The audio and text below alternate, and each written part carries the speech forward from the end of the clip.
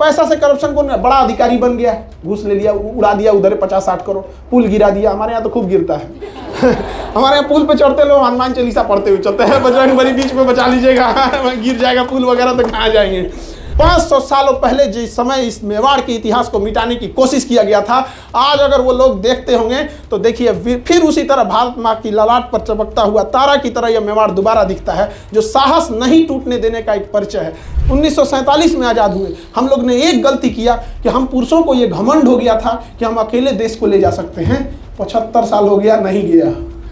75 साल हो गया, हम लोग का घमंड टूट गया।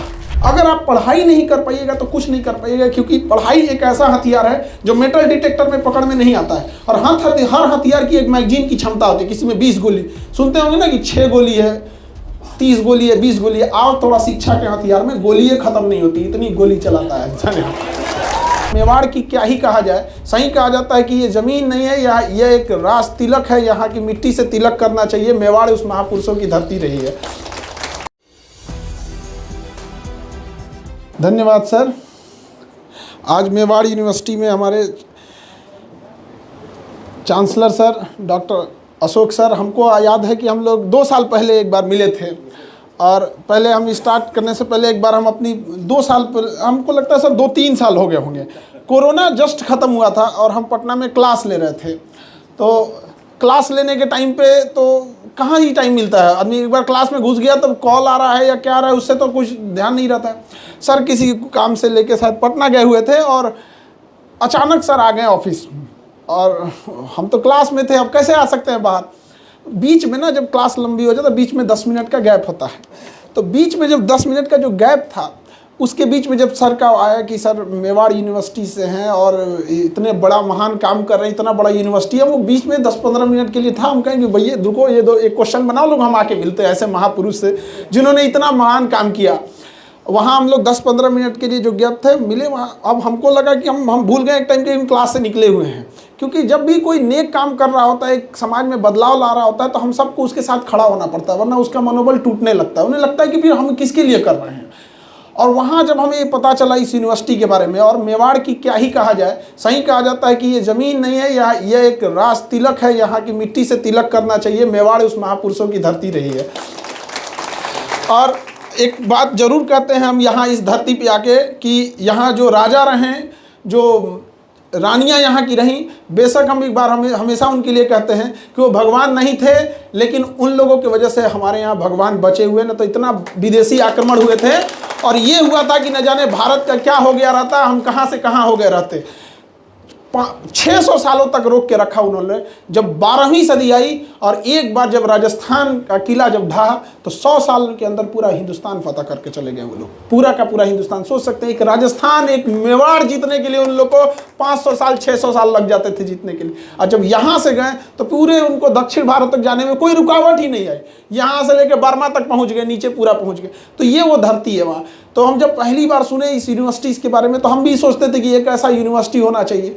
तो जब हम यहाँ आए तो हमें लगा कि ये जो हम कल्पनाओं में करते थे एक अच्छी यूनिवर्सिटी हो जहाँ पे सब एक साथ सारे लोग पढ़ें, ऐसा ना हो कि केवल अमीर आके पढ़ सकते हैं, इस कैटेगरी के लोग आके पढ़ सकते हैं, ऐसा नहीं। ये यूनिवर्सिटी में बहुत बेहतर ढंग से इस व्यवस्था को किया गया यहाँ पर। और हमारे चांसलर सर, हमारे vice chancellor sir doctor Ashok sir, हमारे अभी आप लोग सुन रहे थे हमारे pro VC sir doctor Lokesh sir के बारे में। तो इन लोगों ने जो व्यवस्था किया, और सबसे पहले तो नमन दादी माँ आपको, जो इतना इस अभी भी देखिए कितनी चिंताएं हैं कि जो लोग यहाँ आए हैं उनकी व्यवस्था करनी है, जैसे जाना है।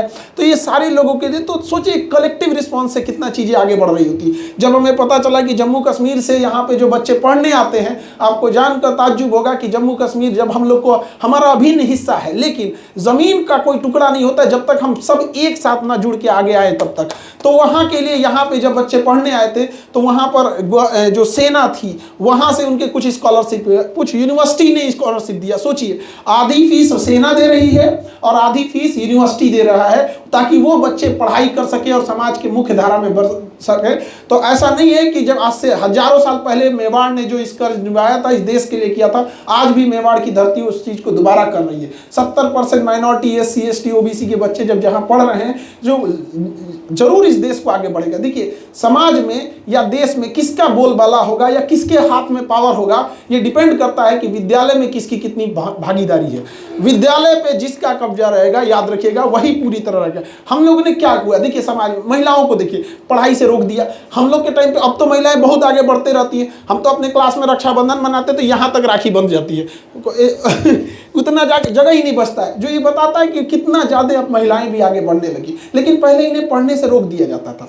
अगर आप पढ़ाई नहीं कर पाइएगा तो कुछ नहीं कर पाइएगा, क्योंकि पढ़ाई एक ऐसा हथियार है जो मेटल डिटेक्टर में पकड़ में नहीं आता है। और हर हथियार की एक मैगजीन की क्षमता होती है। किसी में 20 गोली, सुनते होंगे ना कि 6 गोली है, 30 गोली है, 20 गोली है। आओ थोड़ा शिक्षा के हथियार में गोली खत्म नहीं होती, इतनी गोली चलाता है इंसान। तो इस शिक्षा रूपी हथियार से अपने आप को जितना मजबूत करके रखिए। यहाँ हर इंसान, अमीर गरीब, सबके अपने अपने चैलेंज होते हैं। जरूरी नहीं कि आपको कोई मुसीबत आ रही है तो आप उससे घबराइए। अरे यही तो चीज़ है, जब तुम कामयाब होगे तो लोगों को बताओगे कि देख हम कहाँ से उठ के आए हैं। क्या कहिएगा कि हमारे घर में 5 गो 4 व्हीलर था, आए पढ़े सक्सेस हो गए चल गए। अरे भाई, तो तुम तो पहले ही से सक्सेस था, नहीं समझे?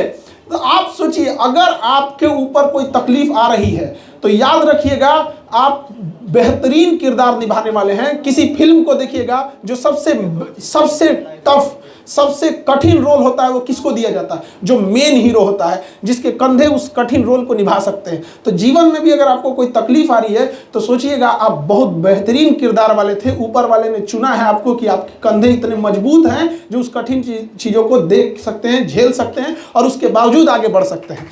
ये विद्यालय, जो विश्वविद्यालय होते हैं, इसकी सबसे अच्छी चीज़ें क्या होती है? आपको एक एरिना प्रोवाइड करते हैं, एक मेंटल लेवल ले जाते हैं कि हम बाकियों से, समाज में आपको लगता है कि यहाँ आके हम लोग कलेक्टिव रिस्पॉन्स में हम लोग एक साथ काम कर सकते हैं। जब आप साथ में जाएंगे, मेस में साथ में डिबेट करेंगे, अलग अलग भाषाओं से, अलग अलग क्षेत्र से, जाति धर्म अलग अलग, कोई लड़का लड़की सब एक साथ जब रहेंगे तो एक दूसरे का ऐसे ही आप लोग मेंटल लेवल आप लोग देखेंगे कि हमारी कहाँ से कमियाँ रह गई, कैसे और चीज़ों को सुधारा जा सकता है। ये बहुत ज़्यादा ज़रूरी होता है। आज से जब लॉकडाउन लगा, लॉकडाउन से पहले हम लोग ऑफलाइन पढ़ाते थे, उस समय भी हमारी जो फीस 200 रुपये थी, आज भी वही है। अगर हम आज 200 वाले को 2000 भी करें तो भी लोग खरीदेंगे ही, क्योंकि मजबूरी होती है। तो मजबूरी में किसी को लूट लेना ये कोई बहुत बड़ा चीज़ नहीं होता है। पैसा कमाने के लिए तो कुछ और भी किया जा सकता था, लेकिन हाँ एक ज़रूर होता है, या आज भी कहीं कोई ऐसा बच्चा है जो पढ़ाई नहीं कर सकता था, उसको लगता है कि नहीं खान सर के यहाँ जाएंगे तो पक्का पढ़ लेंगे, वहाँ से लौट के नहीं आना पड़ेगा। और ये भी स्थिति है, कई बार लंबा क्लास होता है,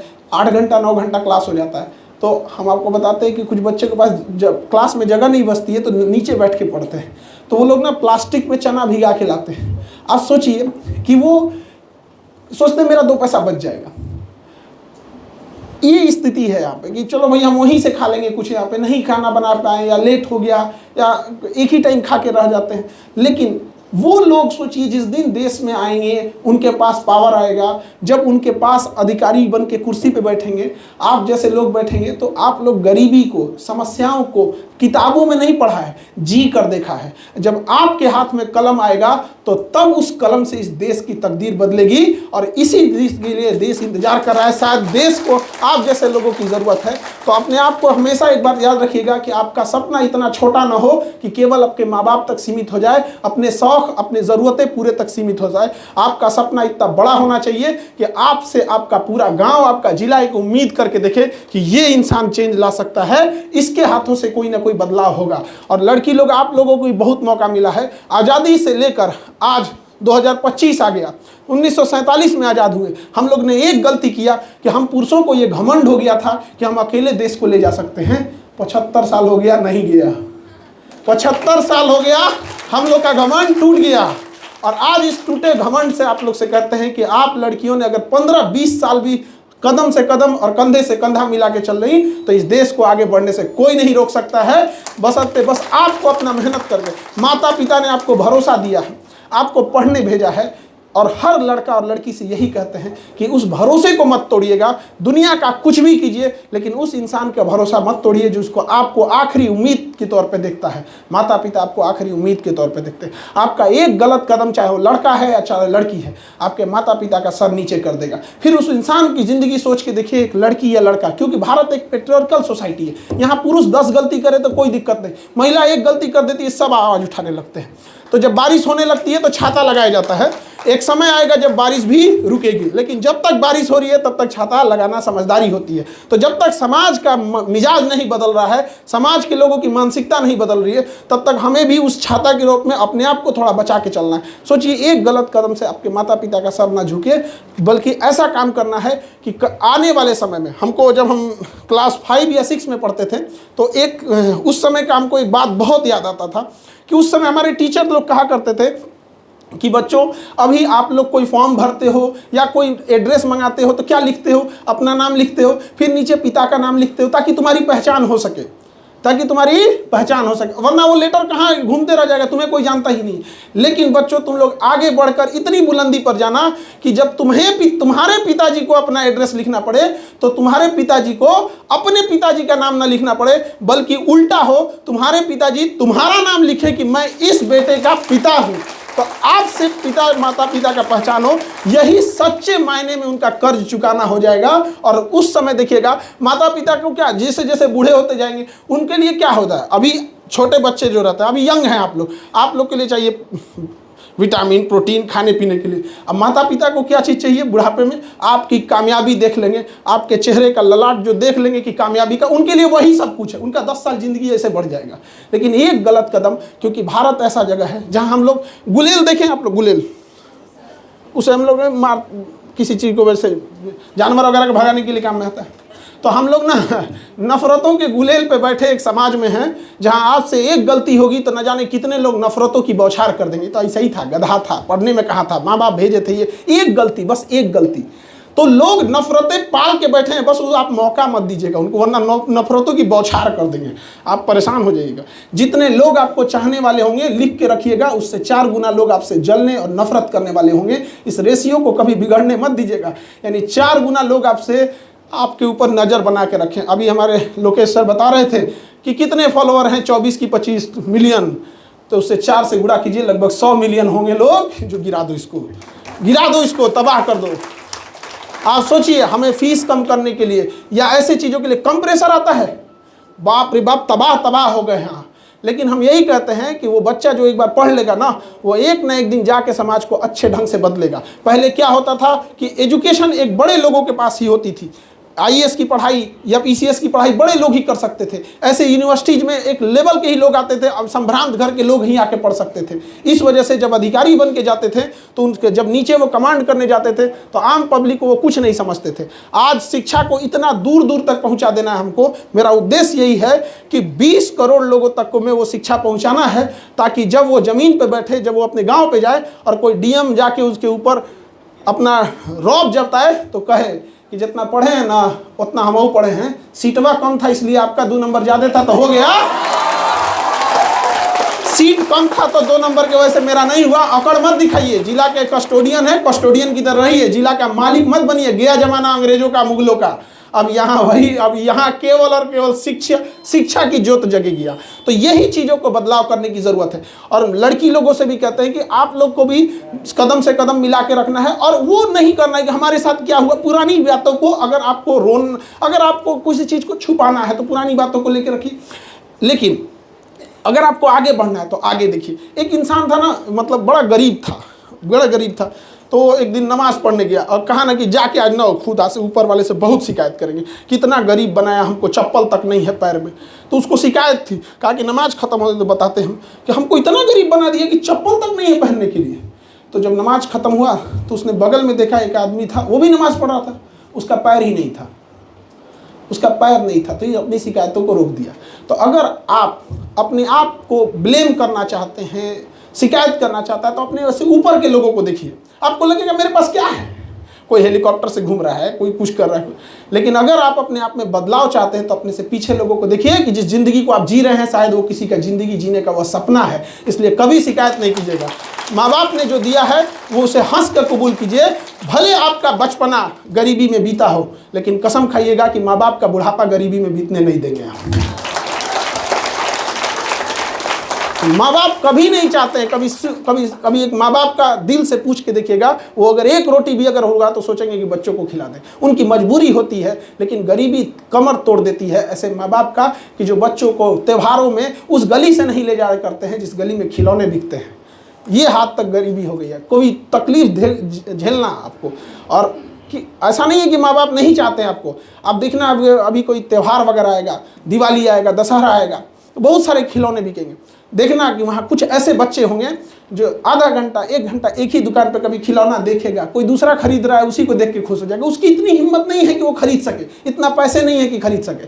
तो आपकी कामयाबी में एक लक्ष्य वो भी होना चाहिए कि वहाँ तक पहुँचना है, वहाँ भी आपको दिया जलाना है जहाँ सदियों से अंधेरा है। केवल अपने तक सीमित हो जाना, अपनी कामयाबी कर लेना, तो जानवर भी अपना पेट भर लेता है, तो हम इंसान और जानवर में फिर फर्क क्या रहेगा। तो हम अगर 140 करोड़ हिंदुस्तानियों के 280 करोड़ हाथ एक साथ उठ जाए तो देश की कोई समस्या नहीं है जिसको हम लोग पार न पार सके। और ये तो राणा प्रताप की धरती है, वीरों की धरती है। यहाँ से क्या चीज़ बदलाव नहीं किया जा सका। जब पूरी दुनिया की परिस्थितियाँ विपरीत थी, फिर भी मेवाड़ ने अपने आप को बचा के रखा।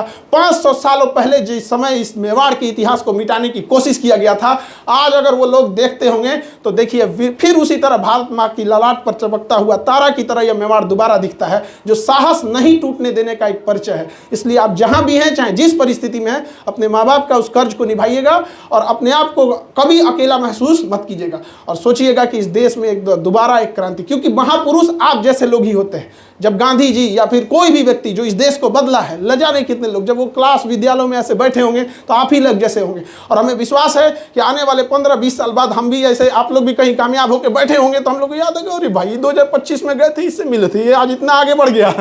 बहुत खुशी होती है। और अभी हम आपको 2 दिन पहले की मतलब एक बताते हैं। एक बच्चा था मेरे यहाँ पढ़ने वाला था, तो पैसे उसके पास नहीं थे। पैसे नहीं थे तो हमने क्लास में बता के रखा है कि देखो आई कार्ड चेक करना ज़रूरी है, क्योंकि विदाउट आई कार्ड क्या होता है कि अगर आप नहीं चेक कीजिएगा ना तो किसी को मन टूरिस्ट प्लेस बना लेगा, तो क्लास का डिसिप्लिन टूटेगा। लेकिन हमने बोला है कि इतना भी स्ट्रिक्ट मत कर देना कि किसी को तकलीफ हो जाए। तो इसका उस बच्चे ने फ़ायदा उठाया। थोड़ा 10 मिनट लेट आता था, चुपके से घुस के पढ़ लेता था, पीछे बैठ के पढ़ता था। जब उसका जॉब हुआ तो कंधे पे 2 स्टार लगा के आया और कहा कि सर हमारा जॉब हो गया, हम इंस्पेक्टर हो गए हैं, और हमारा यहाँ पे वो जगह बताई कि सर हम उसी जगह पे बैठ के पढ़ते थे, हम फीस नहीं दिए थे आपका, अब हमारा जॉब लग गया सर, आप कितना फ़ीस दीजिएगा। बोलिए हम कितना फ़ीस दे दें। यहाँ पे हमें बड़ा खुशी हुआ। तो हम कहें कि चलो भाई अब तो फीस, ऐसा नहीं है कि फीस आप नहीं दिए, कामयाब हो गई, इससे बड़ी मेरी फ़ीस क्या है, लेकिन एक वादा करो कि जब शादी ब्याह करना दहेज मत लेना। तो हमको लगा ना सर, हमको लगा कि ये माने होने का नहीं, हमको लगा ये यही बोल रहा है, यहाँ पे ऐसे बोल रहा है, नहीं कर। वो हमको 2 दिन पहले शादी का कार्ड देने आया और कहा कि सर आपको आना होगा। और हम कहें कि शादी कर रहे हो, तो कहा सर आप, वो हमको कहा कि सर आप लगता है हमको पहचान नहीं रहे। हम कहे सुनो सुनो, तुम्हारा नाम ये है, तुम यहाँ बैठे थे, तुमने यही बोला था कि तुमने फीस नहीं दिए थे। कहा कि अरे सर आपको पूरा याद है। हमको पिछले जन्म का बात याद है यार। तो उस कार्ड देने आया और क्या कहा कि सर आप ही बोले थे कि दहेज मत लेना, 25 लाख का दहेज मिल रहा था, हमने मना कर दिया है। देखो एक तो उठपटांग चीज़ है। तो ये कि पुरुषों से भी कहते हैं कि भाई तुम जितना कमाना है कमा ले, कम से कम ये सब चीज़ें छोड़ दो। समझा। अब हम चूँकि मेवाड़ के, तो हम यहाँ के हैं नहीं, तो हमको यहाँ का वो कल्चर नहीं पता है कि यहाँ भी दहेज है सर।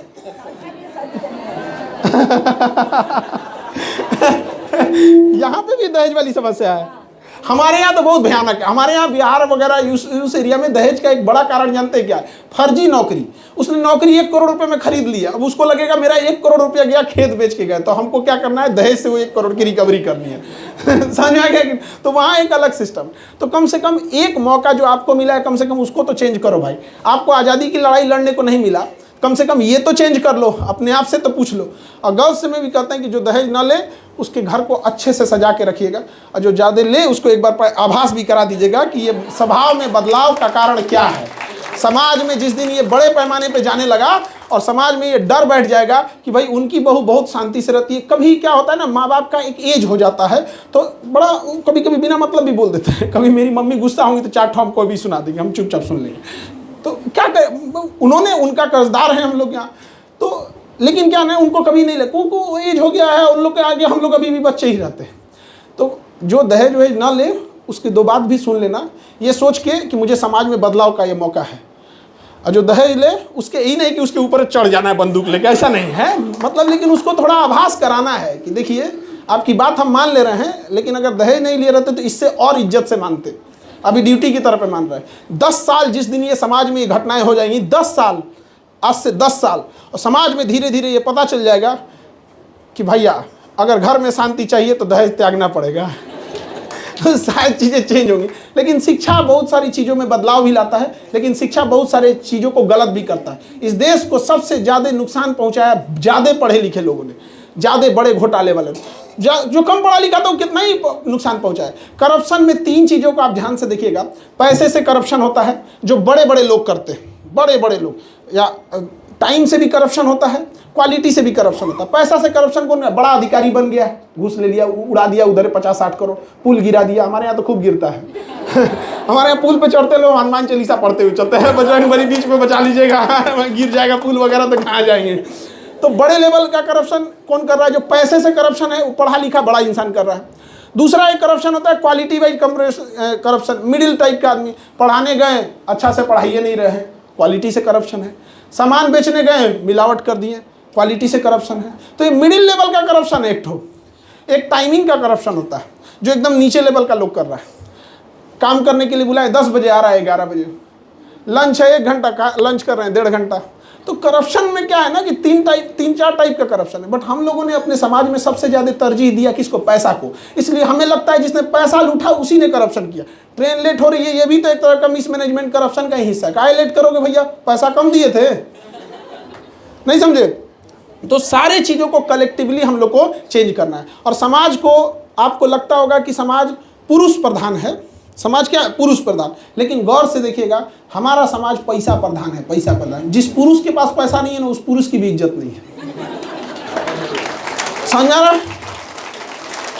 तो स्पेशली ये बात गर्ल्स के लिए कहते हैं कि समाज पुरुष प्रधान नहीं है, समाज पैसा प्रधान है। और इस पैसा पे पुरुषों का कब्जा है, चाहे वो खेती हो, बिजनेस हो, नौकरी हो, ठेका हो, टेंडर हो। ये जो यहाँ तो माइनिंग के बहुत सारे, वो वाला ठेका मत सोच लेना जी, वहाँ ये माइनिंग उनिंग के ठेके नहीं मिलते हैं, टेंडर वहाँ पे। तो आप लोग के एरिया में तो बहुत सारे माइनिंग होते हैं। तो सोचिएगा, पढ़ाई लिखाई करिए गर्ल्स लोग, और आप लोग ना फाइनेंशियल थोड़ा सा स्ट्रांग बनिए, फाइनेंशियल फ्री बनिए। फिर जब आपका जॉब हो जाता है, फाइनेंशियल फ्री होते हैं, उस समय भी एक फ़ायदा आपको होगा, आपको बस उसी गलती की डांट पड़ेगी जिस गलती को आपने किया है। अगर अभी हैं तो घर में कुछ भी हुआ, हस्बैंड गया ऑफिस से, टेंशन आया, आपको चाटू सुना दिया, भाई तुम्हारा ऑफिस का टेंशन इसको क्यों सुना रहा है? आपको सुनना पड़ेगा। क्यों? क्योंकि पता है कि अल्टीमेटली फाइनेंशियल कंट्रोल इसी के पास है। और वो छुपा के रख दिया कि पुरुष प्रधान है। नहीं, इस चीज़ को जो छुपाया गया उस पर्दा को हटाइए और अपने आप को फाइनेंशियल फ्री बनिए। और इसका एक ही रास्ता है, शिक्षा। और शिक्षा ऐसे ही डिबेट, एजुकेशन, यूनिवर्सिटी से आती हैं, और एक दिन आप लोग भी इस देश को जरूर बदलिएगा। धन्यवाद।